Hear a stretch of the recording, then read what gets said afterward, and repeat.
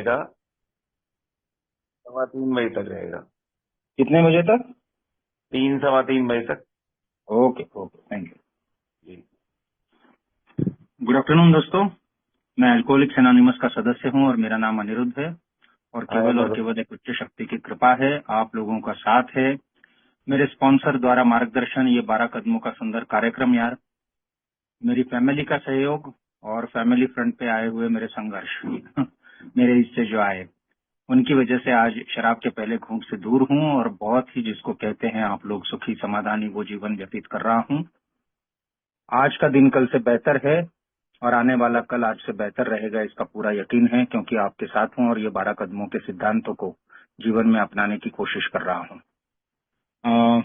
बहुत आभारी महसूस करता हूं यार, एक तो आप लोगों ने मुझे इस विषय पे शेयरिंग करने के लिए बुलाया। एक तो शराब से दूर हूं, ये एक चमत्कार है, और जिस मामले में मैं बिल्कुल नाकारा था उस विषय पर आज मेरे पास कुछ अच्छे अनुभव हैं, शायद जो मैं आप लोगों के साथ साझा करने लायक बना हूं, तो ये बड़ा चमत्कार लगता है, क्योंकि कोई कसर नहीं बाकी रखी थी मैंने फैमिली को बर्बाद करने में। शराबियत का सफर तो वही रहा कि एक घूंट से शुरू हुई और धीरे धीरे पूरी जिंदगी को निकल गई। लव मैरिज थी हमारी। उससे पहले ये हुआ था कि पिताजी जस्ट गुजर गए थे, वो भी बहुत शराब पी के ही, वही कारण था उनका मृत्यु का, और उनके मृत्यु के बाद ही माँ को कैंसर डिटेक्ट हुआ था। तो फैमिली फ्रंट पे ये सब कुछ था, पूरी तरह से कोई नौकरी नहीं, कोई स्टेबिलिटी नहीं, कोई स्थिरता नहीं, कोई जॉब नहीं है, कोई इनकम की कोई चांस नहीं है, लेकिन हाथ में शराब आ गई थी और एक जबरदस्त कॉन्फिडेंस आ गया था कि स्थितियां कितनी भी विपरीत हों, मैं इस जीवन में यार विजेता बन के रहूंगा। और शायद वही कॉन्फिडेंस था जिसको देख के मेरी जो पत्नी थी उसने मुझे शादी के लिए हाँ कर दी। हालांकि वो बहुत अच्छे बैकग्राउंड से आती थी, वेल सेटल्ड फैमिली से थी, रेप्यूटेड फैमिली से थी, और मुझ जैसे इंसान से जिसके पास कुछ भी नहीं हो कर्जों के सिवाय, उससे शादी करने का उसने निर्णय लिया।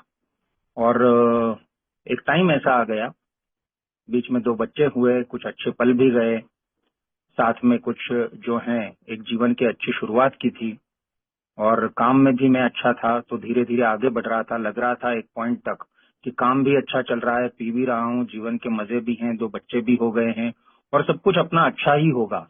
लेकिन धीरे धीरे जैसे जैसे शराब हावी होती गई, वैसे वैसे वो सारे प्रॉब्लम्स जो हर शराबी फैमिली में आते हैं वो आना चालू हो गए। पहले तकरारें होने लगी, नोकझोंक होने लगी, फिर सीरियस झगड़े होने लगे, और फिर ये नौबत आ गई कि मुझे लगने लगा कि कहाँ से इस लड़की से मैंने शादी की जो मुझे समझ ही नहीं पा रही है, जिसको पता ही नहीं चल रहा है यार मेरे जवानी के दिन है, मैं थोड़ा अलग किस्म का इंसान हूँ। ठीक है, ज्यादा शराब पी लेता हूँ, लेकिन मैं टैलेंटेड हूँ, जीनियस भी समझता था खुद को। तो इसने मुझे संभालना चाहिए, यही इसका काम है, लेकिन वो संभालने का काम नहीं कर रही है। तो हमें झगड़े होते थे, तो इन्हीं झगड़ों को मैं ना इस्तेमाल करता था। मेरी माँ को बोलता था कि ये मेरे को है ना बहुत सर खाती है, इसलिए मैं शराब पीता हूँ, और मेरी माँ जो है वो मेरी साइड लेती थी। तो मेरी वजह से मेरे घर में रिश्तेदारों में जो है झगड़े होने लगे। पत्नी माँ को बोल रही है कि आपने ढंग से परवरिश नहीं की, और माँ कहती थी कि मेरा बेटा तो अच्छा है, लेकिन तुम ही है ना उससे झगड़ा करती हो, इसलिए वो पीता है इतना। मेरी भाभी का और मेरी पत्नी का भी इन्हीं वजहों से झगड़े होते थे। मतलब घर में पूरी अशांति, पूरा कोलाहल, और इस बीच बच्चे बड़े हो रहे थे। तो उनको जो एक फैमिली की सिक्योरिटी होती है, एक स्थिरता होती है, वो कभी मिली नहीं।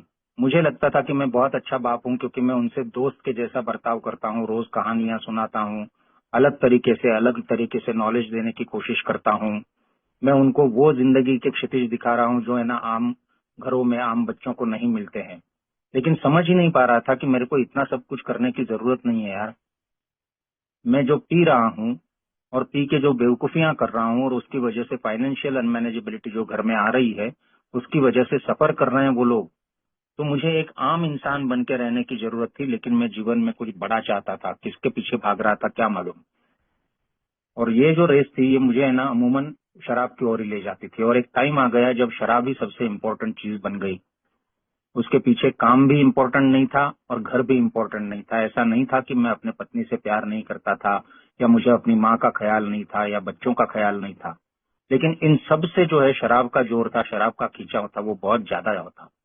और जल्द ही वो दिन आ गया जब मेरी पत्नी को पछतावा होने लगा। एक बार उसने कहा कि मैं कोसती हूँ उस पल को जिस पल तुम मुझे मिले, और उससे भी ज्यादा कोसती हूँ उस पल को जब मैंने तुमको शादी के लिए हाँ कर दी। तो मुझे लगता था कि मेरी पत्नी तो कहीं नहीं जाएगी, 10 साल में उसने कोई नौकरी नहीं की है, मैं ही कमाता हूँ, मुझ पे ही निर्भर है, तो जाएंगे कहाँ ये लोग।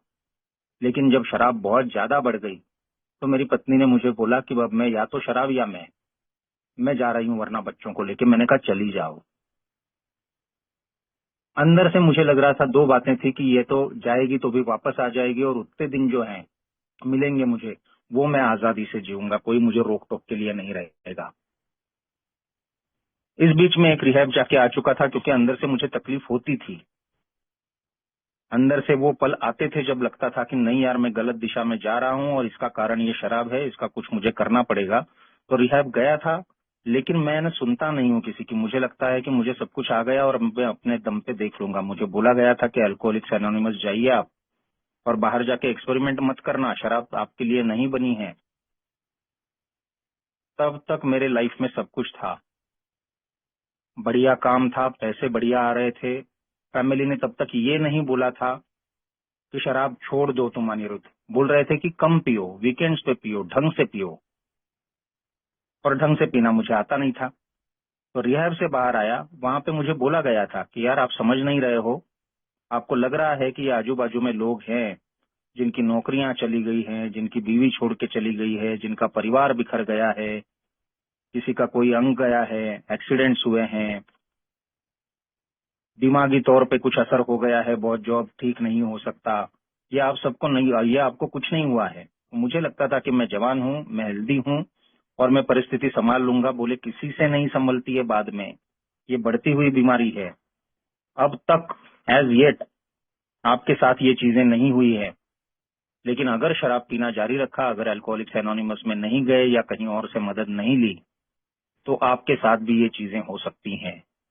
और 2 साल के अंदर मेरे साथ वो लगभग सारी चीजें हो गई थी।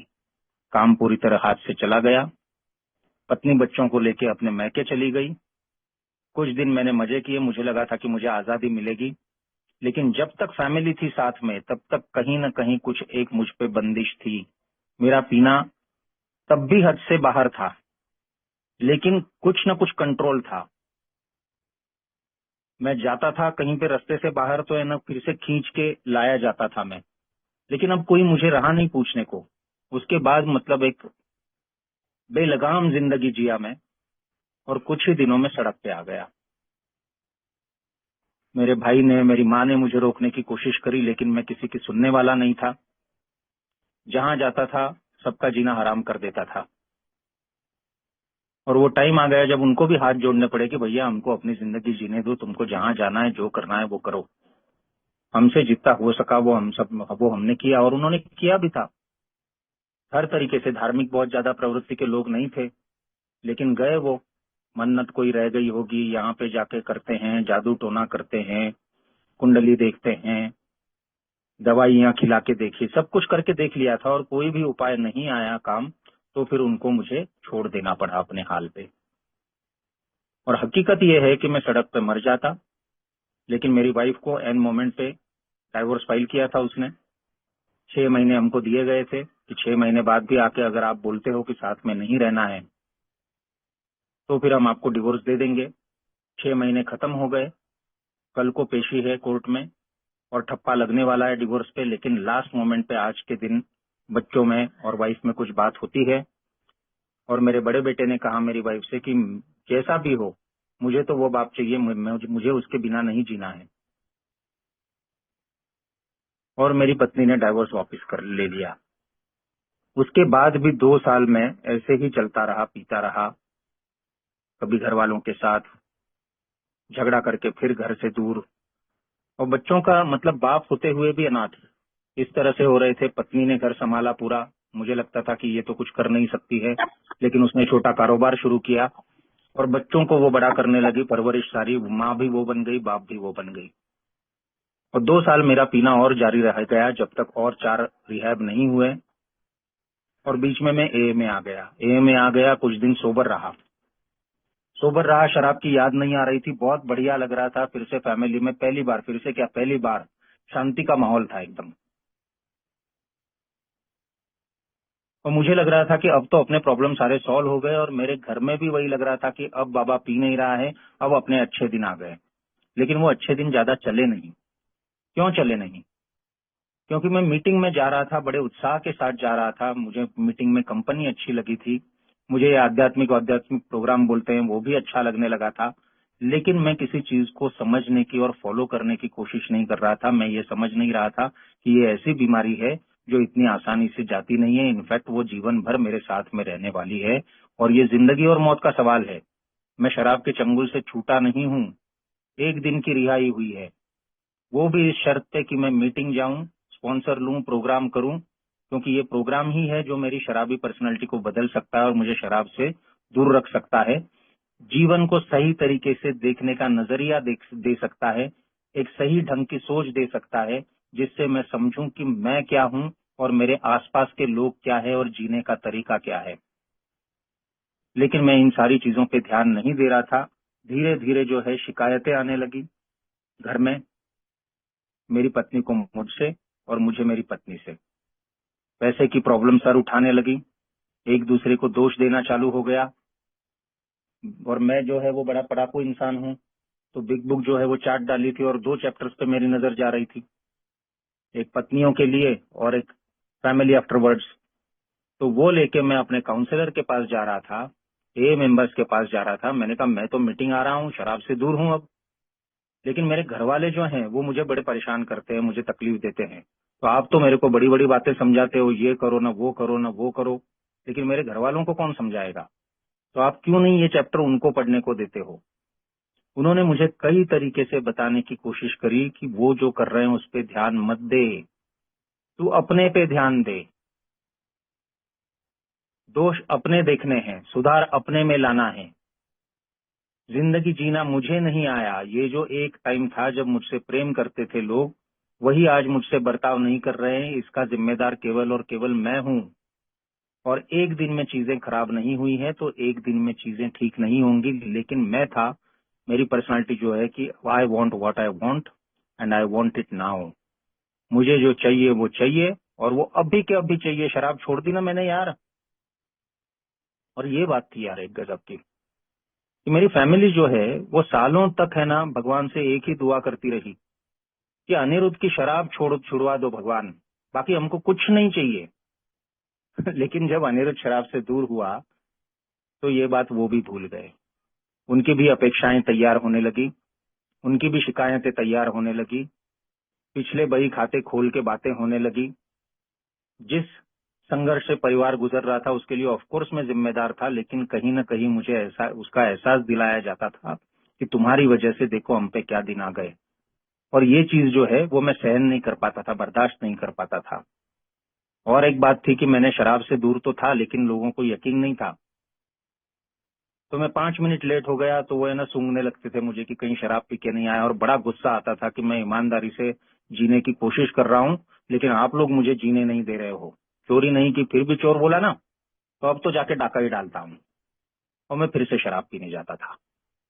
और मुझे ये लगता था, और बिल्कुल सिंसियरली लगता था, ईमानदारी से लगता था कि मैं तो सोबर रहना चाहता हूँ, लेकिन ये फैमिली है मेरी, जिसमें बच्चे शामिल नहीं थे, बच्चों के लिए मेरे मन में कोई शिकायत नहीं थी, लेकिन बाकी जो सदस्य हैं ये है, इनकी वजह से मैं सोबर नहीं रह पाता हूँ। और ए में आने के बाद जो मैं रिलैप्स हुआ, मुझे लगा था कि दूसरे शहर में जा रहा हूँ, एक्सपेरिमेंट करके देखता हूँ, एक दिन पी के देखूंगा, एलर्जी चालू हो गई तो नहीं पीऊंगा फिर से, और क्या है उसमें बड़ी बात। लेकिन एक यकीन तो हो जाएगा मुझे कि ये जो बोल रहे हैं ए में वो सच है या नहीं है, क्योंकि अंदर से मुझे है ना ये बातें पसंद ही नहीं थी। मुझे चाहिए था कोई एक तरीका कि है ना शराब नियंत्रित रूप से पी पाऊं। शराब से दूर कर दिया तो मजे क्या रहे। तो बीच में जो 2 महीने सोबर रहा मैं, उसमें सब कुछ बढ़िया था। मेरी सेहत अच्छी थी, सुबह उठते थे, साथ में चाय पीते थे, पार्क में जाते थे, साथ में खाना खाते थे, दिन में 4 बार साथ में हाथ मिला के चारों जन हम प्रेयर करते थे। बच्चे बड़े खुश थे। कहीं पे जाते थे अगर रिश्तेदारों से मिलने तो वो बोलते थे कि यार कितना अच्छा लग रहा है आप लोगों को देख के। काम मिलना चालू हो गया था, मतलब सब कुछ अच्छा था, लेकिन अंदर से मुझे अच्छा नहीं लग रहा था। मैं बाहर से मुस्कुराने की कोशिश कर रहा था, लेकिन अंदर से बोरियत थी, एक खालीपन था बहुत। और उस पर से ये जो है, जो उन्होंने मुझे कहा था कि RID, रेस्टलेस, इरिटेबल, डिसकंटेंटेड, बेचैन था, छोटी छोटी बातों से चिड़चिड़ाहट होने लगी थी, असंतुष्ट था जीवन से, पैसे पहले जैसे नहीं कमा रहा था, मान घर में पहले जैसा नहीं मिल रहा था, और झुंझलाहट थी। तो छोटी सी बात पे चिड़चिड़ होना, और हम दोनों का वो पैटर्न रहा था, हस्बैंड वाइफ का, कि न किसी भी चीज को, है ना, छोटी चीज को हम थोड़े समय में या थोड़े शब्दों में खत्म नहीं कर पाते थे। थोड़ा मुझे कुछ बोला गया तो मुझे बर्दाश्त नहीं होता था, आवाज चढ़ जाए मेरी, और फिर बात का बतंगड़ हो जाए, महाभारत चालू। तो वो जो मैंने ऐसी स्थिति में एक दिन में पी के देखूंगा जैसा मैंने एक्सपेरिमेंट करने की कोशिश करी, जबकि बोला था कि एक्सपेरिमेंट मत करो, पहला घूंट जहरीला है। फिर भी मैंने वो एक्सपेरिमेंट किया, और वो एक्सपेरिमेंट 1.25 साल तक चलता रहा। फिर से घर में बर्बादियां, फिर से बच्चों का वैसे ही पिसा जाना, फिर से वो जो घर वालों ने सपने देखे थे कि अब तो अपने शायद सारे प्रॉब्लम्स दूर हो गए, उनका दिल टूट जाना। और मैं इस कदर मायूस हो गया कि AA में आके भी सुधर नहीं रहा हूं यार। तो शायद मैं उस हद दर्जे का बेईमान इंसान हूं, अंदर से ही ऐसा हूं कि मैं इस सरल से कार्यक्रम को अपना नहीं पा रहा हूं, तो मैंने पी के ही मर जाना है। तो भयंकर नकारात्मक हो गया था, और इस नकारात्मकता में बहुत रिजेंटमेंट भर गई थी मेरे मन में। वैसे तो सभी के लिए थी, लेकिन मेरी फैमिली वालों के लिए सबसे ज्यादा, क्योंकि अब मैं खुशी से रिहैब नहीं जा रहा था, मेरा पिकअप हो रहा था, वैन आती थी, उठाया जाता था मुझे और जबरदस्ती ले जा रहे थे। आखिरी बार जब मैं रिहैब में गया, तब मेरे मन में एक और से सोच चल रही थी कि मैं बाहर जाऊंगा तो वकील करूंगा, है ना, इनको है ना नोटिस ही भेजता हूँ घर वालों को, एक नोटिस मेरी पत्नी को, एक नोटिस मेरे भाई को, एक माँ को, एक सास ससुर को, कि अब अगर मेरा पिकअप करने की कोशिश करी तो मैं तुम पे है ना केस कर दूंगा। ये इस तरह इतनी नकारात्मकता। लेकिन यार, ये आखिरी रिहैब के टाइम ये भी हो गया था कि मैं टूट गया था अंदर से। जो संघर्ष करने की जो मुझ में थी शक्ति, वो सारी खत्म हो गई थी। साइकेट्रिक दवाइयां चालू हो गई थी। मुझे ये यकीन हो गया था कि अब यहाँ से बाहर जाके मैं पीऊंगा तो वापस यहाँ कभी नहीं आऊंगा, क्योंकि जिंदा ही नहीं बचूंगा।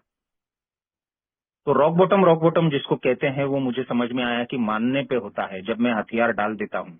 क्योंकि 2 साल पहले मैं सड़कों पे जी रहा था, और क्या रॉक बॉटम चाहिए था मेरे को। यहाँ पे मैं फैमिली के साथ में था, फिर भी सुधर नहीं रहा था।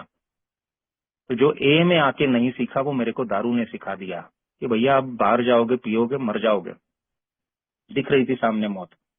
और ऐसे में मैं तैयार हो गया कि यार जो बोलेंगे वो मैं करूंगा, अपना दिमाग नहीं चलाऊंगा। और मुझे पहली बात वहां पे रिहैब में रहते ही एक AA मेंबर ने बोली थी कि अनिरुद्ध, घर वालों के लिए इतना जहर मन में लेके है ना, तुम कभी सोबर नहीं हो पाओगे। भगवान पे विश्वास नहीं करते हो, लेकिन एक बात हम आपको बता रहे हैं, क्या वो करोगे? मैंने कहा कुछ भी करूंगा। वो मेरे में बात आ गई थी। वो अब शराब ने वो मुझे इतना पस्त कर दिया था कि जो मुझे पहली मीटिंग में बोला गया था कि यार जो बताया गया है करो, वो मैं करने के लिए अब तैयार था। तो उन्होंने बोला कि रोज रात को सोने से पहले अपने घर वालों के लिए, जिनके मन में बहुत तुमको नाराजगी है, बहुत खुन्नस से जहर भरा है, उनके लिए प्रार्थना करना चालू करो। उनके लिए वो सारी चीजें मांगो जो तुमको चाहिए। उनको, है ना, भगवान को मानते नहीं हो तो भी बोलो कि हे ईश्वर, इन लोगों को सारी सुख दे, शांति दे, सारी खुशियां दे, मेरे हिस्से की भी सारी खुशियां दे, ये बहुत कामयाब हो, इनके मन जैसा हो। तो मुझे इस बात पे बिल्कुल यकीन नहीं था, लेकिन उन्होंने बोला और मैंने किया। और यहाँ से जो है टर्निंग पॉइंट मेरी लाइफ का शुरू हुआ है। सेरेनिटी प्रेयर तो पहले से ही जीवन में आई थी, लेकिन मन से कभी, है ना, शायद बोली नहीं थी, या मतलब नहीं समझा था, या बेईमानी थी, इसलिए वो मेरे को काम नहीं कर रही थी। लेकिन यहाँ पे मैं इतना परेशान हो चुका था कि मैं कुछ भी जरिया मिल जाए मेरे को, इसे ना, जो मेरे मन में जो चलता था, 24 घंटे लड़ाई हारे हुए इंसान की, नकारात्मकता से भरपूर। मेरे को, है ना, वो कैद लग रही थी। एक मुझे लगता था कि या तो मैं मर जाऊं और सारे छूट जाए, या फिर मैं ठीक हो जाऊं यार। तो उस डेस्परेशन में से मैंने इस प्रार्थना को पकड़ लिया, और वहां से टर्निंग पॉइंट आ गया है। मैं देखता हूं कि मेरी जिंदगी वहां से बदलना चालू हो गई जब मैंने अपने घर वालों के लिए उनका चेहरा सामने लाके, जो भी गुस्सा था मन में उसके बावजूद मैंने प्रार्थना करना चालू की, तो मैंने महसूस किया कि मुझे नींद आ रही है। एक शराबी को शराब से दूर होने के बाद नींद आने में अमूमन दिक्कत होती है, और मुझे तो बचपन से नींद आने की प्रॉब्लम थी, लेकिन मुझे शांति से नींद आ रही है। तो मैं दूसरे दिन से बिल्कुल उत्सुकता से और बाद में खुशी से और फिर बाद में विश्वास से वो प्रार्थना करने लगा। प्रार्थना में ना जिन लोगों के मैं नाम लेता था उन नामों की लिस्ट बढ़ती गई, और मैं देख रहा था कि पहली बार यार मेरे को मन में शांति महसूस हो रही है। मैंने कहा यहाँ पे बताई गई चीज काम करती है यार। और जब क्योंकि सिंपल प्रिंसिपल था उसका, मैंने बताया जाके उस मेंबर को अगली बार। मैंने कहा यार आपने प्रार्थना करने को कहा, मैं कर रहा हूँ और मुझे उसमें फर्क महसूस हो रहा है। बोले यार सिंपल चीज है प्रार्थना, तुम उनके लिए नहीं कर रहे हो, तुम अपने लिए कर रहे हो। अगर तुम किसी के लिए दुआ मांग रहे हो तो तुम उसके लिए नफरत नहीं कर सकते। अगर तुम किसी के लिए दुआ मांग रहे हो तो अपने आप जिस लेवल पे उस लेवल से ऊपर उठ जाते हो, अपने आप कहीं ना कहीं आध्यात्मिक जीवन जीना शुरू करते हो और ईश्वर के लिए जगह बन जाती है दिल में। तो वैसे मैं महसूस कर रहा था कि कुछ हो रहा है, और वहां से मैंने जो है एक एक चीज जो मुझे बताई गई थी वो फॉलो करना चालू हो गया। 15 अगस्त 2018 को मैं जब घर आया तब काफी मुझ में बदलाव आ चुका था। ये बात क्लियर हो गई थी मन में। ऐसा नहीं है कि सारी चीजें रिजॉल्व हो गई थी घर वालों के बारे में, लेकिन इतना तय हुआ था कि यार अब लड़ना नहीं है। एक लाइन मैंने पकड़ के रखी थी, हालांकि वो 10वें कदम के आसपास की थी, कि हमने लड़ना छोड़ दिया है किसी से भी और किसी भी चीज से, यहाँ तक कि शराब से भी। और मैं उम्र भर यार संघर्ष करता रहा, लोगों से टकराव करता रहा, और सबसे ज्यादा टकराव मेरे घर वालों से, क्योंकि सबसे ज्यादा समय भी तो मैं उन्हीं के साथ बिताता हूँ, मेरी जिंदगी उन्हीं से जुड़ी हुई है। तो घर में आया जब, तब मेरा नजरिया बदल चुका था और कुछ दिन अच्छे बीते। लेकिन अब ये था कि पहले रिहैब से जब बाहर आया था तो घर वालों को बहुत आशाएं थी, अब था अगर तो अविश्वास था। उनको यकीन नहीं था, डर था कि यार ये फिर से कहीं पी तो नहीं लेगा। कुछ दिन हमारे अच्छे चले और 15 दिन हुए होंगे लगभग, तब मेरा और पत्नी का फिर से कुछ तकरार हुई और मेरी आवाज फिर से चढ़ गई। और मैंने सोचा कि मैं ये क्या कर रहा हूँ, इतना अच्छा मैंने महसूस किया था, इतनी मैंने प्रार्थना करी है, और उसके बाद आके मैंने तय किया है कि अब कोई झगड़ा नहीं होगा, उसके बावजूद मैं फिर से झगड़ा कर रहा हूँ। तो मुझे याद है मैं पार्क में बैठा था, मैंने कहा ये मैं फिर से गलत रास्ते पे जा रहा हूँ। ये शिकायतें, ये तकरार, ये मन में फिर से जो है मेरी नकारात्मकता आती है, ये मुझे यकीनन शराब की ओर ले जाती है, क्योंकि यही मेरी प्रॉब्लम्स हैं। मेरे ओवर इमोशनल नेचर को न संभाल पाना, ये मेरी असली प्रॉब्लम है।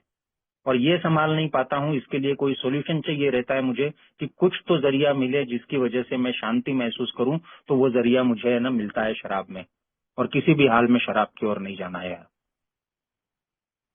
तो मुझ में ही बदलाव लाना पड़ेगा मुझे खुद में, और मुझे बदलाव नामंजूर होता है यार। पहले मुझे लगे तो कि मैंने गलतियां की है तो मैं बदलाव लाऊंगा। तो मैंने सिर्फ तय करने से कि अब के बाद मैं झगड़ा नहीं करूंगा, अब के बाद मैं गुस्सा नहीं करूंगा, अब के बाद मैं ऐसा नहीं करूंगा, ये मेरे सिर्फ तय करने से नहीं होगा यार। मुझे मदद की जरूरत है। मैंने पहले 2-3 महीने जो हैं वो 2 मेंबर्स थे, उनके ऑफिस में जाके बैठने लगा। काम धंधा सारा चौपट था, कुछ था ही नहीं मेरे पास, लेकिन इतना पता चल गया था कि मैं जो हर बार सोचता था कि जाता हूँ, पैसे कमाता हूँ, घर में लाके फेंकता हूँ तो ये मुझे फिर से इज्जत देंगे, ये तरीका काम नहीं आ रहा था। काम आता भी था, पैसे आते भी थे, तो उसके साथ दारू चली आती थी। इस अहंकार के साथ और पैसों के दम पे मैं घर में शांति और खुशियां नहीं ला सकता हूँ, मुझे घर में सम्मान नहीं मिल सकता है। मुझे नंबर 1 प्रायोरिटी मेरी रिकवरी रखनी पड़ेगी। तो मैं सुबह उठता था, नाश्ता करके उनके ऑफिस में चला जाता था, उनके साथ बैठता था, उनके साथ अपनी प्रॉब्लम शेयर कर रहा था, जो मैं कभी नहीं करता था। मेरे अंदर एक होता था, मेरे बाहर दूसरा होता था। मैं अपनी प्रॉब्लम्स नहीं बताता लोगों को, मैं दिखाने की कोशिश करता था, नहीं नहीं सब बढ़िया, शराब से दूर हूँ, और मैं तो प्रैक्टिस करने की कोशिश कर रहा हूँ, इट्स वर्किंग। मैंने ईमानदारी से अपने प्रॉब्लम्स नहीं शेयर किए थे, और ढेरों प्रॉब्लम्स थे। मतलब पैसे कौड़ी व्यवहार के तो अलग थे, लेकिन फैमिली लेवल पे ही कोई एक रिश्ता ठीक नहीं था। बच्चों में और मुझ में सिर्फ प्रेम था, लेकिन वो भी जो था वो एक अंतर से था, थोड़ी दूरी से था, क्योंकि उनको वो सिक्योरिटी नहीं मिली थी बाप से। वो माँ को ही पूछते थे हर चीज के लिए। और मुझे लगता था कि मैं क्या नाकारा इंसान हूं यार, घर में कोई पूछ ही नहीं है मेरी। हर चीज के लिए माँ के पास जा रहे हैं, मेरी माँ के पास जा रहे हैं, अपने नाना नानी के पास जा रहे हैं, और मैं लास्ट में आता हूँ, मुझे सिर्फ इन्फॉर्म करते हैं इसलिए कि मैं पैसे नहीं कमा रहा हूँ। लेकिन मुझे बोला गया था कि सेल्फ पिटी में नहीं जाना है यार। Self pity is the mother of all character defects. इसी से आध्यात्मिक बीमारी पनपती है। तो मैंने क्या करना है, मेरे को यार ये एक तो अंदर ही अंदर सुलगते नहीं रहना था। तो मैं मेंबर से बात करने लगा, उनको बोलने लगा कि ये सारी प्रॉब्लम है। तो वो अपने शुरुआती दिनों के प्रॉब्लम्स बताने लगे, और मुझे पता चला कि ज्यादातर मेंबर्स के घर में ये सारी प्रॉब्लम्स पहले भी आई थी। तो उन्होंने इसको कैसे डील किया। एक मेंबर थे, उन्होंने मुझे बताया कि अनिरुद्ध डिस्कशन मत करना, 5 तरीके से जवाब देना, हाँ, ना, सोचता हूँ, करता हूँ, बताता हूँ। बोले कि इससे ज्यादा अगर तुमने कुछ बोलने की कोशिश करी तो चर्चा होगी, चर्चा बहस में बदलेगी, बहस झगड़ा होगा, और झगड़ा हो जाएगा तो 2-4 झगड़ों के बाद तुम है ना ठेके पे चले जाओगे। तो ये जो छोटी छोटी मुझे टिप्स बताए जा रहे थे उनको मैं फॉलो करने लगा। और कुछ ही दिनों में एक डीआर आया, क्योंकि घर में मेरी बड़ी आलोचना हो रही थी। मैंने कहा कि सालों तक ये दुआ मांगी गई थी कि अनिरुद्ध की सिर्फ शराब छुड़ाओ और हमको कुछ नहीं चाहिए। लेकिन उनको भी बेचारों को मालूम नहीं था कि सालों तक मैंने जो दुख दिया है, उनको जो सफर करना पड़ा है, उसकी वजह से उनके अंदर कितनी खुन्नस है, उनके अंदर कितनी नाराजगियां हैं, उनके अंदर कितना गुस्सा है। और वो भी कोशिश कर रहे थे कि मुझसे अच्छा बर्ताव करे, लेकिन इसके बावजूद उनसे ऐसी चीजें हो रही थी जिससे मुझे दर्द होता था। मुझे दर्द क्यों होता था, क्योंकि मैं नया जीना सीख रहा था। बहुत ओवर इमोशनल, बहुत ओवर सेंसिटिव मन था मेरा। मेरे पुराने सारे तरीके निकाल दिए गए थे। सबसे ज्यादा मेरी जो ताकत थी शराब, उससे मैं दूर था। और अब मैं कंफ्यूज हो जाता था छोटी छोटी चीजों पे, छोटी छोटी चीजों से आहत हो जाता था, बहुत वल्नरेबल होता था मैं। और मुझे लगता था कि मेरे ही घर में मैं पराया हूँ यार, अकेला हूँ सबके साथ होके। तो ये सब प्रॉब्लम चल रही थी। और मुझे बोला गया था कि है ना यार, तुम सुबह उठते, प्रार्थना है ना, उसको पूरे टाइम प्रार्थना में रहना एक तो। और दिन की शुरुआत जो है वो डीआर से करना, कुछ लिटरेचर पढ़ना, और पढ़ के छोड़ नहीं देना, दिन भर वो कैरी करना। और कुछ अगस्त में मैं आया था बाहर, और अक्टूबर के आसपास एक मुझे दिखाई दिया डीआर। और उस डीआर में बोला था कि आपके जो आलोचक हैं वो आपके गुरु हैं, टीचर हैं आपके, क्योंकि वो आपको आपके दोष दिखा रहे हैं जो मुझे नहीं दिखाई देते। वो सामने वाला दोष दिखा रहा है, और अगर दोष दिखा रहा है तो तुमने थैंक यू बोलना चाहिए, क्योंकि दोष ही तो अपने को दूर करने हैं। ये मेरे सुधार का कार्यक्रम है। तो उस व्यक्ति को मालूम नहीं है, लेकिन वो व्यक्ति मेरी मदद कर रहा है कि मेरे दोष दिखा रहा है। अब ये दोष है जिसकी वजह से मेरी ओर से प्रॉब्लम हो रही है घर में, तो यार मैं इनको दूर कर दूं। तो ए में आके मेरे को ए मेंबर्स ने बोला कि तुमको नजरिया बदलना है यार। जिस तरीके से देखते हो है ना, हर बात तुम है ना पर्सनली लेते हो, जैसे तुमको ईगो को चोट पहुंचती हो, वो न करते हुए ये समझो कि अब तक जिस पर्सनालिटी के साथ जीते आ रहे हो, उस पर्सनालिटी से ही तुम हार गए हो, उसी की वजह से जीवन असफल हुआ है। तो यह पर्सनालिटी चेंज करना है, और यही तुम्हारा फोकस रहना चाहिए, यही एम होना चाहिए। और उसमें तुम्हारे घर वाले अनजाने में मदद कर रहे हैं। अगर वो तुमको गालियां दे रहे हैं, अगर वो तुमको आलोचना कर रहे हैं, अगर तुमको बता रहे हैं कि तुमने ये नहीं करते, वो नहीं करते, वो नहीं करते, वो सारी चीजें लिखो और कोशिश करो कि इसमें कैसे सुधार लाना है। तो बोले ये आध्यात्मिक तरीका है। और कहीं ना कहीं मुझे उतनी समझ आ गई थी, या हार पक्की हो गई थी कि जो कुछ करना है वो मैं करूंगा यार। तो हर बार जब मुझे अब घर में कुछ न कुछ गलत बोला जा रहा था, तो मैं मन ही मन थैंक यू बोलने लगा। यार एक बात बहुत अच्छी तरह से मेरी समझ में आ गई कि मैं ना T20 का खिलाड़ी हूँ। आता हूँ तो पहले गेंद से ना चौके छक्के लगाना है, मेरे को सेंचुरी बनाना है, मेरे को मैन ऑफ द मैच लेना है, मैन ऑफ द टूर्नामेंट भी लेना है, ये कैप भी लेना है, वो कैप भी लेना है। उसी तरीके से मैं जीता आया हूँ। लेकिन अब मेरी समझ में आ गया था कि ये T20 का मैच नहीं चल रहा है बॉस, ये जिंदगी और मौत का सवाल है, टेस्ट है, और मुझे इसको टेस्ट की तरह खेलना पड़ेगा। हर बार हो ये रहा था कि मैं T20 के तरीके से खेलूं कि मैं ही है ना सब कुछ खेल पे छा जाऊंगा, और मैं आउट हो रहा हूं हर बार। वजह बना रहा हूँ कि पत्नी ने ये बोला, भाई ने ये किया, पैसे नहीं आए घर में तो ऐसा बोला, मेरे को मान नहीं दिया, मैं सब कुछ ठीक कर रहा था फिर भी ऐसे कर रहा था। मतलब मैं बोल रहा था कि देखो सामने वाला कैसे बॉलिंग गलत कर रहा है, यॉर्कर डाल रहा है, बाउंसर डाल रहा है, बॉडी लाइन डाल रहा है, इसलिए मैं आउट हो रहा हूँ। तो ये तो कोई खेलने का तरीका नहीं है यार, ये बहुत बचकाना बात हुई। खेल खेल है और टेस्ट की तरह खेलना है तो सबसे पहले मेरे को एक को ये याद रखना होगा कि विकेट नहीं खोना है, पिच पे बने रहना है, चाहे सामने वाला बॉलिंग कैसे भी डाले। मैं उसको दोष नहीं दे सकता हूँ कि खतरनाक बॉलिंग कर रहा है, मुझे तो अपने शॉट्स, अपना खेल सुधारना होगा और उसके लिए ट्रेनिंग ग्राउंड की मीटिंग। अब तक हो ये रहा था कि मैं जाता था 5 मिनट शेयर करता था, बाकी 55 मिनट दूसरों की सुनता था, बाहर आया, गप्पे मारे, घर चला आया। लेकिन मैं ये भूल गया था कि वो कोचिंग है और घर जब आता हूँ मैं या बाहर जाता हूँ, बाकी के जो 23 घंटे हैं वहां जाके यहाँ जो सीख रहा हूँ वो प्रैक्टिस करना है। और सारी अच्छी शेयरिंग्स में मुझे यही बात आ रही थी जो इस चैप्टर में दी गई थी कि love and tolerance is our creed. कि मुझे हर व्यक्ति के साथ बोला गया है उन्होंने कि हर व्यक्ति के साथ मुझे प्रेम और सहनशीलता से रहना है, तो घर वालों के प्रति तो मुझे ये दिखाना जरूरी ही था ना यार। मैं अब जिम्मेदारी से भाग नहीं सकता था।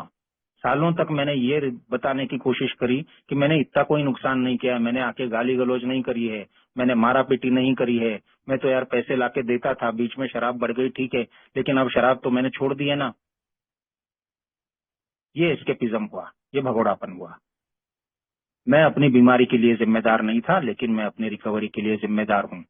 और उसमें मुझे एक्सेप्ट करना था ये जरूरी कि यार मेरी शराबियत के कारण ये मुझ पे हालत आई है, मेरी ये हालत हुई है, मुझ पे ये परिस्थिति आई है, मैं दूसरों को दोष नहीं दे सकता। खेल बिगड़ा है वो एक रात में नहीं बिगड़ा है, सालों लग गए हैं। जो मुझसे प्यार करते थे एक टाइम पे बहुत, वही अब मुझ पे गुस्सा है, नाराज है, नफरत भी करते हैं, विश्वास नहीं करते, यकीन नहीं है उनको मुझ पे, मुझे पूछते नहीं हैं। तो इसकी शुरुआत मुझसे हुई है।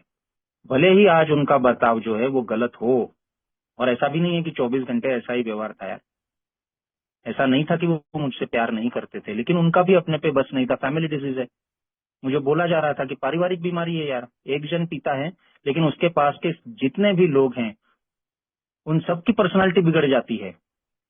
तो तब तक मैं बोल रहा था कि मेरी वाइफ एलानॉन में जाती है, कहाँ प्रैक्टिस करती है, तो मेरे को ये थोड़ी देखना था कि वो प्रैक्टिस करती है या नहीं करती है, मुझे तो ये देखना था कि मैं प्रैक्टिस कर रहा हूँ या नहीं कर रहा हूँ। ये इंडिविजुअल प्रैक्टिस का प्रोग्राम है, तो ये मैंने कभी प्रैक्टिस किया ही नहीं घर पे आके, लेकिन अब मैं करने लगा। दूसरे कुछ भी कर रहे हों, लेकिन आध्यात्मिक जीवन पे मैं चल पड़ा हूँ। तो मुझे ये देखना जरूरी है कि मेरे बारे में नकारात्मकता चल रही है तो भी मेरे मन में दूसरों के प्रति नकारात्मकता न हो। सामने वाला मुझे गाली दे रहा है तो मुझे एक्सप्लेनेशन देने की जरूरत नहीं है, मुझे तो सिर्फ ये देखना है कि सच्चाई है उसकी बात में या नहीं है। अगर वो बोल रहा है कि तुम गलत हो तो मुझे देखना यह है कि मैं गलत हूं या नहीं हूं। अगर गलत हूं तो मुझे गलती को सुधारना है, अगर गलत नहीं हूं तो मैं क्यों बुरा मान रहा हूं। इतनी सिंपल सी बात थी, लेकिन ये सिंपल सी बात समझने के लिए मुझे टाइम लग गया है। 3 स्लोगन इस चैप्टर में आखिर में दिए हैं। उसमें का पहला था फर्स्ट थिंग फर्स्ट, और फर्स्ट थिंग फर्स्ट का मतलब ये था मेरे लिए कि मुझे किसी हाल में शराब से दूर रहना है, चाहे कुछ भी हो। और शराब से दूर रहने के लिए मुझे जरूरी है मेरे मन की शांति। तो मैं चिड़चिड़ाहट नहीं आने दूंगा, मैं बेचैन नहीं होऊंगा, मैं असंतुष्ट नहीं रहूंगा। अगर ये भावनाएं आती हैं तो मैं टूल्स को अपनाऊंगा और उससे दूर रहूंगा, मैं अपने ईश्वर की गोद में रहने की कोशिश करूंगा। तो ये था माई रिकवरी इज माई रिस्पॉन्सिबिलिटी। तो ये फर्स्ट थिंग्स फर्स्ट था, चाहे कुछ भी हो जाए, कितनी भी समस्याएं हो जाए, और कितनी समस्याएं हो सकती है, बहुत सारी हो सकती हैं फैमिली लेवल पे। एक बहुत बड़ी समस्या ये थी मेरे लिए कि 3-4 साल से मैं कमा नहीं रहा था, मेरी पत्नी घर संभाल रही थी, उसी को सारे पूछ रहे थे। और क्योंकि मैं कमा नहीं रहा था और वो सारा कारोबार संभाल रही थी, वो शिकायत तो थी मुझे, लेकिन अपना कॉन्फिडेंस खो बैठा था। तो मुझे लगता था कि ये बाहर कहाँ जाती है, लेट क्यों हुई, इतनी तैयार होके कहाँ जाती है, जरूर कोई चक्कर चल रहा होगा। मैंने उसका पीछा करने की भी कोशिश की है। और ये जो चीजें हैं जो मैं समझता हूँ मेरी मर्दाना ईगो पे चोट सबसे बड़ी,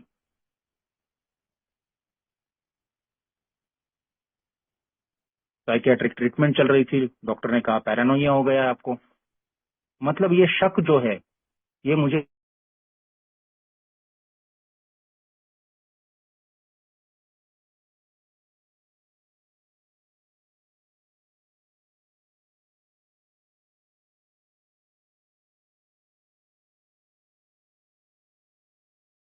और वो है मेरा और मेरी हायर पावर का रिश्ता। बाकी सारे इंसान हैं और इंसान गलती कर सकते हैं, और अब तक जो है मैं इंसानों पे डिपेंडेंट था। अगर वो मेरे साथ अच्छे हैं तो मैं खुश हूँ, वो मेरे साथ अच्छे नहीं है तो मैं नाखुश हूँ। और यहाँ पे क्लियर बोला गया था बिग बुक में कि वाइफ और नो वाइफ, जॉब और नो जॉब, जब तक मैं इंसानों पे डिपेंडेंट रहूंगा बजाय कि हायर पावर के, तब तक मैं सही रास्ते पे चल नहीं सकता हूँ सही तरीके से। तो ये जो चीजें हैं ना कि मैंने फर्स्ट थिंग्स फर्स्ट रख के सिर्फ अपने पे फोकस करना है, इसने मुझे जबरदस्त आजादी दिया है। जो मैं तब तक सोच रहा था कि सारा मेरे अंगूठे के नीचे चलना चाहिए, उसके बजाय अब मेरे को हर किसी के न चिंता करने की जरूरत नहीं थी। कौन मेरे बारे में क्या बोल रहा है, क्या कर रहा है, मुझसे छुपाया जा रहा है, मुझे विश्वास में नहीं लिया जा रहा है, ये कर रहा है। मैं पूरा टाइम अगर इसी में मैं सोचता रहूंगा तो मेरे दिमाग का तो दही हो जाएगा ना यार। लेकिन अब मैं सिर्फ अपने पे फोकस कर रहा था कि यार 3 चीजें बहुत सिंपल, मेरे को प्रोग्राम प्रैक्टिस करना है। कैसे करना है? स्पॉन्सर और 12 कदम अभी मुझसे दूर थे, जबकि बोला गया था पहले दिन ले लो, लेकिन मैं अवॉइड करने की कोशिश कर रहा था। बट मुझे बिल डब्ल्यू का एक डीआर मिला। ये 12 कदमों को प्रैक्टिस करने को कोई बहुत बड़ा प्रोजेक्ट मत समझो। 3 चीजें करना है, 3, सिर्फ 3 दिन भर में। एक तो one day at a time जीना है, और दिन भर में क्या करना था मैंने कि सबसे पहली बात यह है कि अपना सबसे अच्छा रूप बाहर लाने की कोशिश करूं। जो भी अच्छाइयां हैं मुझ में उनको बाहर लाके प्रैक्टिस में लाऊं मैं। आज का दिन मैं अच्छा रहने की कोशिश करूंगा, सबसे बेहतर जो मेरे को पॉसिबल है वो रहने की कोशिश करूंगा। दूसरी बात है कि आज का दिन मैं अपनी वाणी से, अपनी कृति से और अपने विचारों में भी किसी को दुख देने की कोशिश नहीं करूंगा। कोशिश करूंगा कि किसी को दुख ना होए, किसी को तकलीफ ना होए मेरी वजह से। और तीसरी बात थी कि आज के दिन मैं दूसरों के लिए कैसे काम आ सकता हूं, ये कोशिश करूंगा। तो बिल डब्ल्यू ने लिखा है कि ये 3 चीजें अगर मैं करता हूं और रात को अपनी इन्वेंट्री लेता हूं तो मुझे दिखाई देगा कि सारे के सारे 12 कदमों का मैंने पालन किया है। इसका मतलब ये बिल्कुल नहीं था कि मैंने स्पॉन्सर लेके प्रोग्राम नहीं करना है, लेकिन एक सिंपल तरीका उन्होंने बताया था डे टू डे लाइफ में क्या करना है, और वो मैं प्रैक्टिस करने लगा। और ये मेरे साथ पहली बार हो रहा था यार कि मैं झांक के नहीं देख रहा हूँ ये क्या कर रहा है, वो क्या कर रहा है, वो क्या कर रहा है। मैं सिर्फ अपने पे कि मैं कल से बेहतर हूँ आज यार, 0.1% ही सही। तो छोटे छोटे सुधार अपने में देख रहा था तो बड़ी खुशियां आ रही थी यार। और इस तरह से जीने लगा तो धीरे धीरे कई सारी प्रॉब्लम्स कम होने लगी। मैं जो निराश हो चुका था कि अब मेरे करियर का क्या होगा, वो भी मुझे जरिया मिल ही गया यार। उन्होंने कहा था कि पेशेंस रखो, पेशेंस रखो, हो जाएगा। मीटिंग में आते रहो, प्रोग्राम प्रैक्टिस करते रहो, हो सके तो सर्विस में आओ, अपने आप दरवाजे खुलेंगे। और खुले यार दरवाजे। तो ऐसे एक एक दिन करके आगे बढ़ रहा था और घर में थोड़ी थोड़ी शांति आने लगी, भरोसा आने लगा कि यार अब तो ये सीरियस लग रहा है, इस बार शराब पीने जाएगा नहीं शायद। और दूसरा स्लोगन यहाँ पे मेरे को याद रखना पड़ा कि लिव एंड लेट लिव, जियो और जीने दो यार। मैं तब तक क्या कर रहा था, मैं ये समझ रहा था कि सबसे होशियार जो है घर में वो मैं हूँ, और बाकी लोग भी ये मानते थे जब तक मैं अच्छा था तब तक। तो छोटी से छोटी बात से लेके बड़ी से बड़ी बात तक मैं जो कह रहा हूँ वो होना चाहिए। ये कोई जबरदस्ती नहीं करता था मैं, लेकिन कन्विंस करने की कोशिश करता था। और अगर मैंने कहे हुए तरीकों से बात नहीं होती थी तो मैं नाराज हो जाता था कि तुम सुनते ही नहीं हो यार मेरा। और मैंने कही हुई बात बाद में सच निकली तो गिनाने में चूकता नहीं था, मैंने तो पहले ही बोला था। तो ये मेरा तरीका था। ऐसी चीज ऐसी ही होना, मतलब टोस्ट है वो ना सॉफ्ट चाहिए ना हार्ड चाहिए, बिल्कुल मेरे को जैसा चाहिए वैसा आना चाहिए थाली में। वो नहीं आया तो मैं होता था यार तुमको टोस्ट बनाना ही नहीं आता, ये मेहमान आए थे घर में, तुमने ऐसा क्यों बोल दिया उनको सामने, ये पड़ोस में इतनी सारी बातें करने की क्या जरूरत थी तुमको, मेरे काम का फोन था तुमने लिया तो उसको ऐसा क्यों बोल दिया। मेरे सास ससुर थे, उनकी बातों पे मुझे गुस्सा आता था कि ऐसा क्यों बोलते हैं। तो यार ये जो था कि सब लोग मेरे तरीके से चले, इससे मैंने अपनी जो शांति थी वो भी खो दी थी, और दूसरों को भी शांति से रहने नहीं दे रहा था मैं। लेकिन यहाँ आके मैं समझ गया कि मैं नहीं हूं दुनिया चलाने वाला। मेरी प्रॉब्लम ही बताई गई थी कि मैं उस एक्टर की तरह हूं जो पूरा का पूरा शो चलाना चाहता है, और इसी वजह से है ना मैं हमेशा टकराव में रहता हूं लोगों की। और अब मेरे को जो मन की शांति थी वो इतनी अच्छी लगने लगी थी कि मेरे को नहीं चाहिए था टकराव यार। पत्नी को अपनी तरह जीने का पूरा अधिकार है, मेरे ससुर जी को उनके जो भी राजनीतिक विचार होंगे वो रखने का पूरा अधिकार है, मेरी माँ को उसका बहुत धार्मिक होने का अधिकार है, मुझे अगर कोई डिश पसंद आती है तो वो पसंद न होने का दूसरों का अधिकार है। रेस्टोरेंट जाना था, सब लोग बोलते थे यार अरे वो वहां पे नहीं जाते अपन, मैं ले जाता हूँ तुमको एक जगह पे, वहां जाते हैं। तो अब मैंने ये बंद कर दिया सब। मैं सुनने लगा अब पहली बार, जो सब लोग बोल रहे हैं वो करने लगा, और मैंने महसूस किया कि यार इस जीने के तरीके में भी मजा है यार। लोड हटा दिया मैंने सारे डिसीजंस लेने का, और ये सब कर रहा था, और एएम की मीटिंग में भी जा रहा था, मेंबर से जुड़ गया था, सर्विस में आ गया था, और मुझे लगता था कि कदमों तक ठीक है, इससे आगे जाने की जरूरत नहीं है, तो मुझे ट्रेडिशन के वर्कशॉप में ले गए। जबरदस्ती गया था, जाने का मन नहीं था, और वहां पे गया और पूरा वो अगेन एक टर्निंग पॉइंट। वहां पे मैंने सुना कि यार ये ट्रेडिशंस जो है ना इनका भी पालन करना है मेरे को घर में, ये सिर्फ ग्रुप तक सीमित नहीं है। और वहां से मैंने पहली बार ग्रुप कॉन्शियंस क्या होता है इसका मतलब समझा। हालांकि ग्रुप कॉन्शियंस में मैं एक ही मीटिंग्स में शामिल हुआ था, लेकिन उन्होंने बोला कि घर में भी यही करना है। तो उस रात को जब मैं घर आया भोपाल से, तो मैंने रात को सब लोगों को बुलाया, और मैंने कहा ये बात मैं सुन के आया हूँ कि यार जिस तरह से ग्रुप में हम पूरे डिसीजंस लेते हैं सारे सब मिलके, और फिर समूह की आवाज में जो बोलती है वो ईश्वर की आवाज होती है, उस तरीके से हम करने की कोशिश करेंगे। और शायद फैमिली लाइफ के मामले में अगर मैंने कोई सबसे अच्छा मैंने कोई पहल की है तो ये की है कि ये घर में इम्प्लीमेंट करने का प्रस्ताव मैंने रखा, और घर में सबको अच्छा लगा। शायद उनको अचरज हुआ होगा कि जो इंसान इतने सालों तक मैं कह रहा हूँ वही सही है और आपने यही करना चाहिए इस बात पे अड़ा रहता था, वो बोल रहा था कि अब सारे डिसीजंस जो हैं हम 5 जन मिलके करेंगे, जिसमें मेरा बेटा तब छोटा था, 10 साल का था, तो वो भी शामिल रहेगा। और तब से लेके आज तक कोई भी डिसीजन लेना हो छोटा बड़ा, तो भी हम मिल के लेते हैं डिसीजन। आज बड़ा बेटा नौकरी के लिए दूसरे शहर में है, तो हम उसको कॉल लगा के पूछते हैं। इस चीज से ये हुआ कि ये परिवार जो बिखर गया था, हर कोई अपने अपने तरीके से और अपनी अपनी दिशा में, तो ये ग्रुप कॉन्शियंस ने साथ मिलाया, एक विश्वास दिलाया कि यार सब एक जैसे हैं जैसे ग्रुप में होते हैं। अब मैं पैसे कमाने लगा था, सारी जिम्मेदारियां निभाने लगा था घर की, लेकिन इसका मतलब ये नहीं था कि घर का प्रमुख था मैं।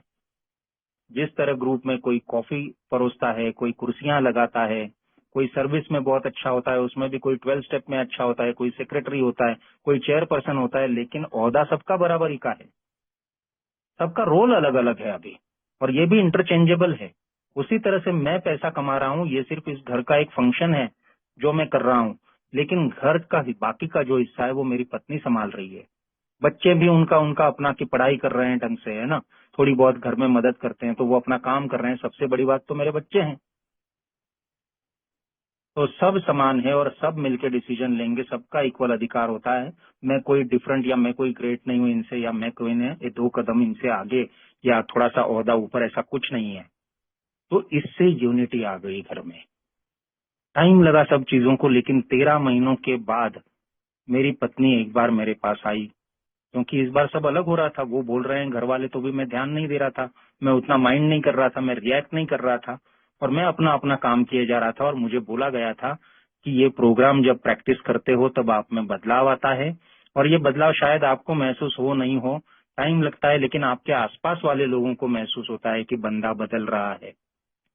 तो वैसा 13-14 महीनों के बाद मेरी वाइफ मेरे पास आई और उन्होंने कहा कि यार कहीं ना कहीं मैं समझ नहीं पा रही हूँ कि तुम में तो चेंज आ गया है, लेकिन मैं पहले जैसी ही हूँ, तो अब चेंज मैंने भी लाना है। तो ये होता है, लेकिन मैंने इसके लिए नहीं करना है कि वो लोग बदलेंगे, मुझे तो सिर्फ अपने बदलाव पे फोकस करना है यार।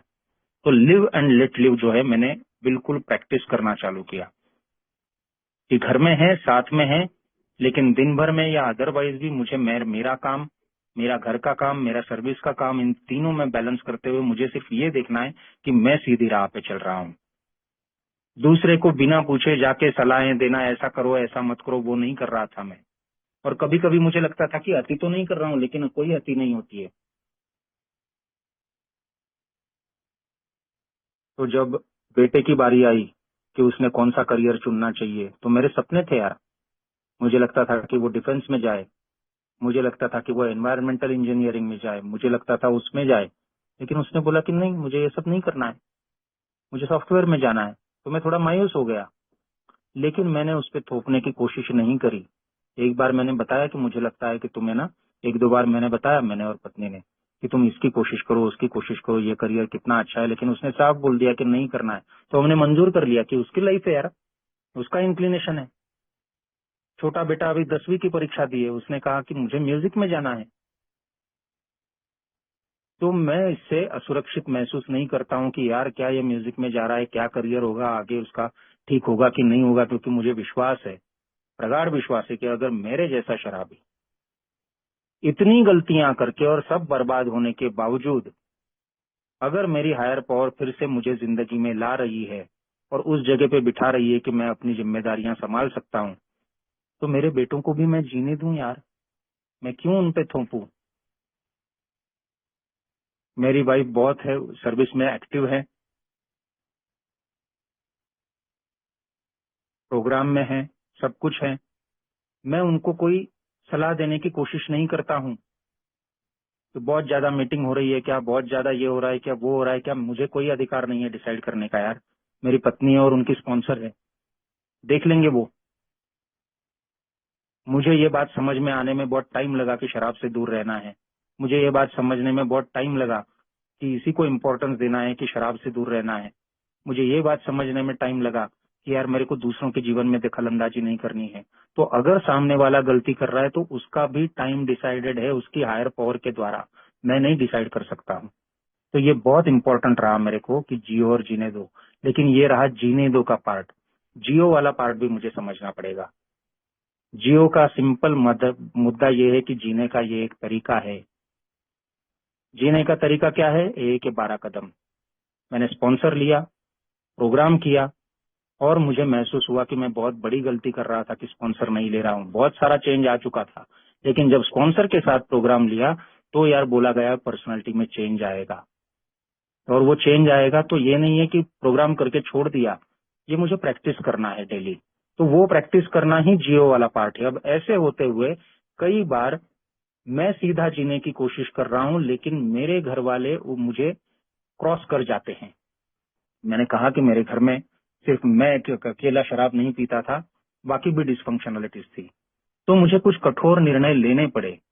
पीपल, प्लेसेस एंड सिचुएशन जो बार बार मेरी मन शांति को भंग करते हैं, तो मुझे उनसे दूर रहना है यार।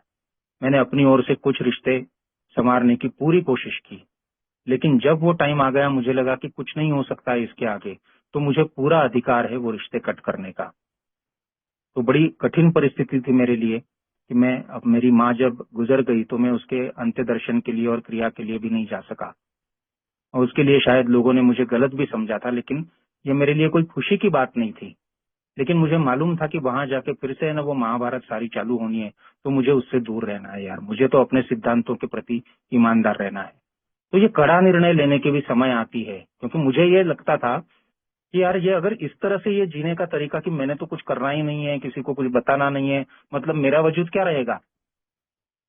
तो ये मैं कहीं कहीं सुनता था कि यार है ना लाचार नहीं बनना है। तो ये मेरे मन में भी डाउट आते थे कि इतना झुक के चलूंगा तो गलत फायदा उठाएंगे क्या। और एक बार मेरे स्पॉन्सर से मैंने पूछा भी, यार शायद मैं ज्यादा ही लिनियंट हो रहा हूँ, ज्यादा ही ओवर कर रहा हूँ, क्योंकि घर वाले ना गलत फायदा उठाते हैं, तो डोरमैट बन रहा हूँ क्या मैं। मेरे स्पॉन्सर ने सीधा पूछा कि डोरमैट बनने में क्या प्रॉब्लम है अनिरुद्ध, बहुत अच्छी चीज है डोरमैट, बाहर का कचरा घर में नहीं आता है। बोले भागो मत, थोड़ा बहुत किया प्रैक्टिस और तुरंत है ना सामने वालों को फिर से दोष देना चालू किया। नहीं, तुमको तुम्हारा programme that is the life saver, तो उस पर चलते रहना है। और मैं चलता रहा दोस्तों एक दिन के हिसाब से। और वो दिन आ गया जब मैं ये बिल्कुल कह सकता हूँ कि तमाम हमारे घर के प्रॉब्लम्स के बावजूद आज जो हमारा फैमिली का यूनिट है वो साथ में है।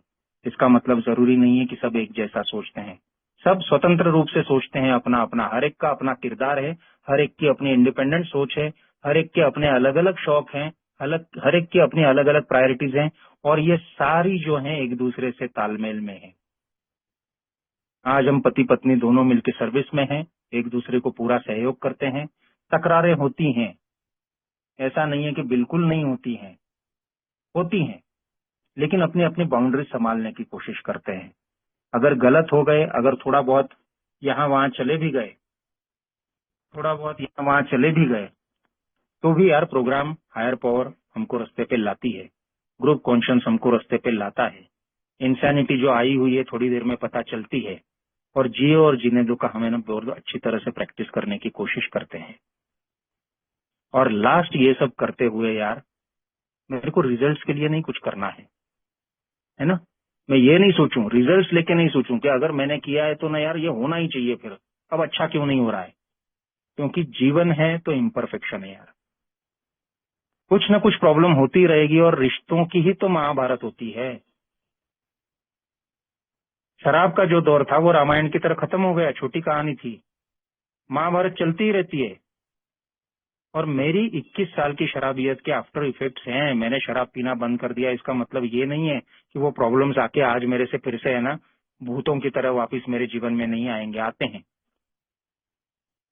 छोटे से लेके बड़े तक 7 साल में देख रहा हूँ कि सबसे ज्यादा प्रॉब्लम अगर मेरे को फेस करनी पड़ी है तो फैमिली फ्रंट पे और रिलेशंस के फ्रंट पे। कभी ये मेरी करतूतों का फल मुझे भुगतना पड़ रहा था, कभी दूसरों की करतूतों का फल भुगतना पड़ता था, और कभी कभी तो केवल नियति होती है यार। लोग खराब नहीं होते हैं, कोई भी विलन नहीं बनना चाहता है। हर एक कोई है ना अपनी परिस्थिति अनुसार, अपने बचपन के ट्रॉमा से लेके बीच में जो उनको अनुभव आए, उनकी मजबूरियां रही होंगी, उनके कैरेक्टर डिफेक्ट्स रहे होंगे, उनके एडिक्शंस रहे होंगे, इस वजह से गलतियां करता है जानबूझ के कि मैं गलत काम करके गलत इंसान बनूंगा, ऐसा करके कोई नहीं करता है। तो मैं केवल प्रार्थना कर सकता हूँ, इजी डज इट। मेरे को लोड नहीं लेना है जीवन में, मेरे को प्रोग्राम में भी परफेक्शन की नहीं करना है कोशिश कि इतनी शिद्दत से कर दे कूदूंगा कि देखो यार संत ही बन जाऊंगा, नहीं बनूंगा मैं कभी। वो बोल रहा है कि आध्यात्मिक जीवन पे मुझे आगे बढ़ना है, वन डे एट ए टाइम। तो आराम से करूं, तसल्ली से करूं, अगर जितनी चीजें जम रही है उतनी करूं, कोशिश करके भी नहीं जम रही है तो प्रेयर करूं, थोड़ा सा आराम करूं, घर वालों के साथ टाइम बिताऊं, क्योंकि उन्होंने बोला है कि लाफ्टर है ना, घर में हंसी मजाक होना चाहिए। और घर वाले खिल्ली उड़ाते हैं यार कई बार मेरी। कई सारी चीजें मैं भूल जाता हूँ, भूलने की आदत है अभी भी, शायद शराबियत का परिणाम होगा। कई चीजें मैं ढंग से नहीं करता हूँ, छोटी छोटी बातें समझ में नहीं आती हैं, तो मजाक उड़ाते हैं मेरा। लेकिन मजाक उड़ाते हैं ना तो आज मेरे को गुस्सा नहीं आता है, मेरे को अच्छा लगता है अंदर से कि यार इनकी खुशियों का सबब बन रहा हूं मैं आज। जिस तरह मेरा शराब से दूर होना बहुत बहुत मुश्किल बात थी, उसी तरह इतनी मेरी फैमिली बिखर गई थी कि इसका साथ में होना और आज जिस तरीके से चल रही है उस तरीके से चलना, ये लगभग इम्पॉसिबल बात थी, लेकिन ये पॉसिबल कर दिखाई है। सारे खेल उल्टे लग रहे थे, सारे नियम उल्टे लग रहे थे कि ऐसा करने से थोड़ी ना होता है, क्योंकि बाहर जो मैं सीख के आया था वो सब अलग था। यार इंसान को खुद ही करना पड़ता है, अपने दम पे करना पड़ता है, विल पावर होना चाहिए, समझदारी होनी चाहिए, होशियारी होनी चाहिए। और यहाँ पे बोल रहे थे कि नहीं हो होशियार तुम यार, नहीं जमेगा तुमसे, नहीं हो पाएगा। शराब के सामने पावरलेस थे और जीवन अस्त व्यस्त हो गया था, मतलब अपना जीवन नहीं संभाल पाए थे, तो ये जीवन ऊपर वाले को हवाले कर दो और अपनी इच्छाएं भी हवाले कर दो। तो ये उल्टा नियम था, लेकिन ये उल्टे नियम जब फॉलो किए तब वो परिणाम मिले, या और मिल रहे हैं जो मैं चाहता था। बट ये करते हुए न खुद पे जोर देना है, न रिजल्ट्स पे जोर देना है। आराम से करूं चीजें, में टाइम दूं, पेशेंस रखूं। बीज बोते हैं हम तो फल आने में 4 साल लग जाते हैं किसी पेड़ को 10 लग जाते हैं, किसी को 15 लग जाते हैं। तो हर चीज जो है हायर पावर की या ईश्वर की योजना में उस समय पे होना है। वो नहीं हो रही है अभी तो मायूस नहीं हूं, उस चीज का टाइम नहीं आया है, आएगा वो। और अगर नहीं भी लिखा है तुम्हारी नसीब में तो वो तुम्हारी अच्छाई के लिए है। तो आज में सफलताएं होती हैं तो भी उड़ता नहीं हूं, और असफलताएं होती हैं तो मायूस नहीं होता हूं, क्योंकि मैं समझ गया हूं कि यार शराबियत के चंगुल से अगर आज मेरे को दूर किया गया है तो जीवन का कोई भी पराभव, कोई भी सेटबैक, कोई भी असफलता अंतिम कोई चीज नहीं है, इसके बाद और भी है, दिस टू शल पास। तो मेरे को तो आराम से रहना है, भरोसा करके रहना है, सबसे बड़ी चीज है भरोसा, और भरोसे के साथ प्रैक्टिस। जैसे जैसे प्रैक्टिस करता हूँ वैसे भरोसा बढ़ता है, भरोसा बढ़ता जाता है, उतना प्रैक्टिस करता हूँ क्योंकि रिजल्ट्स वैसे मिलते हैं। और एक टाइम आ जाता है कि रिजल्ट्स की भी मुझे कोई दरोकार नहीं है उससे यार, क्योंकि अपने आप में ये जो है जीवन जीने का तरीका, उस पे चलना, यही अपने आप में जीवन का मकसद है और यही अपने आप में जीवन की परिपूर्ति है। आज घर में बच्चों को भी इस प्रोग्राम का इम्पोर्टेंस समझ गया है, तो वो भी हमको टाइम देते हैं कि नहीं नहीं आपकी मीटिंग है, ठीक है, आप मेरे कमरे में अच्छी आती है रेंज, तो मैंने उसको रिक्वेस्ट करी तो वो उसकी पिक्चर बाजू में छोड़ के मुझे देता है अपनी जगह, क्योंकि उनको मालूम है इस प्रोग्राम का इम्पोर्टेंस यार। मैंने कोशिश करी कि मेरा बेटा एलिटिन में जाए, उसने साफ मना कर दिया, बोले मुझे नहीं जाना है यार, तुम ठीक हो, अभी शराब से दूर हो, मेरे लिए इतना काफी है। तो हमने उसको जोर देने की कोशिश नहीं करी, क्योंकि ओपन मीटिंग है इसलिए बोल रहा हूँ, लेकिन मैं उसको रोज ACA का रीडिंग भेजता हूँ और वो पढ़ता है, और इससे उसको बहुत पॉजिटिव डिफरेंस आया। और आज वो डिस्कस करता है मुझसे, उस पर कुछ समझ नहीं आई चीज तो, कि बाबा ये बोला गया, मैं आइडेंटिफाई करता हूँ इन चीजों से। और वो खुद हमने उनको बहुत अच्छी तरह से समझाया है कि ये बीमारी है और हमारे घर में तो खानदानी है। तो मुझे नहीं मालूम था कि यार मेरे बाप तो शराब पी के मर गया, लेकिन ये एक इस तरह की बीमारी है। लेकिन बच्चों को हमने बहुत अच्छी तरह से बताया गया है कि 3 पीढ़ियों से ये चलता आ रहा है। हमें नहीं मालूम कि आप भी अल्कोहलिक हो कि नहीं हो, लेकिन हमने आपको बता दिया है पहले ही। अब क्या करना है वो पूरी तरह से आपका निर्णय है, हम तो रहेंगे साथ में। तो बच्चा सेंसिटाइज है, तो बेटा भी है वो ख्याल रखता है, दूसरे शहर में है, उसके आसपास नाइट लाइफ चलती रहती है, लेकिन हम देखते हैं कि बहुत सीधे तरीके से जीवन जी रहा है और मजे में जी रहा है। छोटे बेटे ने कुछ दिन मीटिंग अटेंड करने की कोशिश करी एलिटिन की, लेकिन बाद में उसने कहा कि नहीं, कुछ महीनों बाद कहा मुझे नहीं करना है, हमने जोर नहीं दिया। क्योंकि मैं पीछे लगता था कि मेरी वाइफ ने एल-एन-ओन का प्रोग्राम फॉलो करना चाहिए, तो नहीं किया उसने। उसको जिस तरीके से करना था और जैसे उसके ईश्वर ने सोचा था वैसे वैसे उसकी प्रोग्रेस होती गई। मुझे भी तय किया मैंने, तब से मैं ना शराब से दूर नहीं हुआ हूँ, टाइम लगा है। तो मेरे बच्चों के बारे में भी मैं चिंता नहीं करूं यार, सारी चीजें जो है वो आराम से करूं। मेरे हिस्से का जो है इतनी लिमिटेशंस मेरी समझ गया हूं कि मुझे बस अपने हिस्से का करना है, बाकी ईश्वर पे छोड़ देना है और भरोसा करना है और सबके साथ चलना है।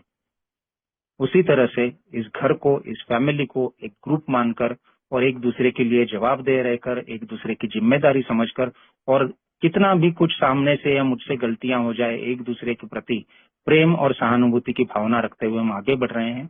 और निश्चित ही इस घर में आज हम, ऐसा नहीं है कि बहुत फाइनेंशियल प्रॉस्पेरिटी आ गई है, लेकिन समस्याओं का हम है ना प्रोग्राम को मिलकर अप्लाई करके बहुत अच्छी तरह से सामना कर पा रहे हैं।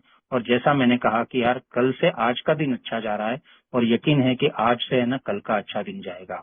और इन सब बातों में जो मैंने शुरुआत में कहा है कि मेरी फैमिली का साथ और फैमिली फ्रंट पे आए संघर्ष, ये संघर्ष मेरी ट्रेनिंग रहे हैं यार, तो मैं उनके लिए भी ग्रेटफुल हूँ और मेरी फैमिली भी ग्रेटफुल है। तो जो भी है, रिकवरी की एक अपनी जर्नी होती है, समस्याएं होती हैं, लेकिन उस सारी समस्याओं के हल जो हैं इस प्रोग्राम में दिए हैं। मेरे लिए AA के प्रोग्राम में दिए हैं, मेरे घर वालों को एल-एन-ओन के प्रोग्राम में दिए हैं। मैं उस प्रोग्राम की ओर ध्यान नहीं दूं, वो मेरे प्रोग्राम की ओर ध्यान नहीं देते। मैं अपने प्रोग्राम पे चल रहा हूँ, अपनी हायर पावर के भरोसे चल रहा हूँ, आप लोगों के साथ चल रहा हूँ, और इस लायक बना हूँ इसीलिए कि यार मैं कुछ अच्छे अनुभव हैं जो है वो मैं आपके साथ शेयर कर पाया। मुझे नहीं मालूम, शायद मैंने ज्यादा समय लिया होगा तो मुझे माफ करें, और आपने बहुत शांति से मुझे सुन लिया। होप पायोनियर स्नेहांचल, आपने फिर से मुझे एक बार सर्विस का मौका दिया, मैं आपका बहुत बहुत शुक्रगुजार हूँ। Thank you so much.